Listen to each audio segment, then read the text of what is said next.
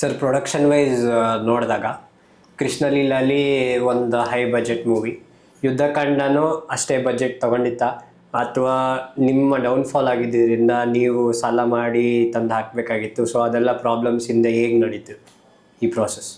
ಹಣಕಾಸಿನ ಕೊರತೆ ಇದೆ ಅಂತಂತಾನೆ ಸಾಲ ಮಾಡಿರ್ತಕ್ಕಂಥದ್ದೆಲ್ಲ.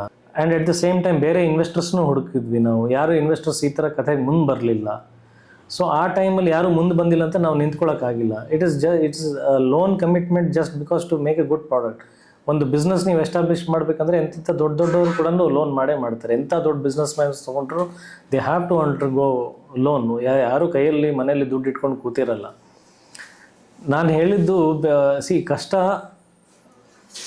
ಯಾಕೆ ಪಟ್ಟಿರೋದಂತಂದರೆ ನಿರ್ಮಾಪಕರನ್ನ ಹುಡುಕೋದ್ರಲ್ಲಿ, ಇನ್ವೆಸ್ಟರ್ನ ಹುಡುಕೋದ್ರಲ್ಲಿ, ಬಿಕಾಸ್ ನಾವು ಆ ಫೈನಾನ್ಷಿಯಲ್ ಪಾರ್ಟನ್ನು ಬಿಟ್ಟು ಕಂಪ್ಲೀಟ್ಲಿ ಕ್ರಿಯೇಟಿವಿಟಿನಲ್ಲಿ ಜಾಸ್ತಿ ತಲೆ ಕೆಡಿಸ್ಕೋಬೋದು ಅಂತ ಆ ವಿಚಾರದಲ್ಲಿ ಕಷ್ಟ ಆಯಿತು. ಅದು ಬಿಟ್ಟರೆ ದುಡ್ಡು ಮಾಡಿರೋದು ಕಷ್ಟ ಅಂದರೆ ಲೋನ್ ಮಾಡಿರೋದು, ಸಾಲ ಮಾಡಿರೋದು ಕಷ್ಟ ಅಂತ ಭಾವಿಸಿಲ್ಲ. That is because I have that capacity. ಅಷ್ಟು ಲೋನ್ ಮಾಡೋ ಕೆಪಾಸಿಟಿ ಇರೋದಕ್ಕೆ ಅಷ್ಟು ಲೋನ್ ಮಾಡಿರೋದು. ಅಷ್ಟೇ ಟ್ಯಾಕ್ಸಸ್ ನಾನು ಕಟ್ಟಿರ್ತೀನಿ, ಅಷ್ಟು ನಂಬಿಕೆಗಳನ್ನು ಗಳಿಸಿರ್ತೀನಿ.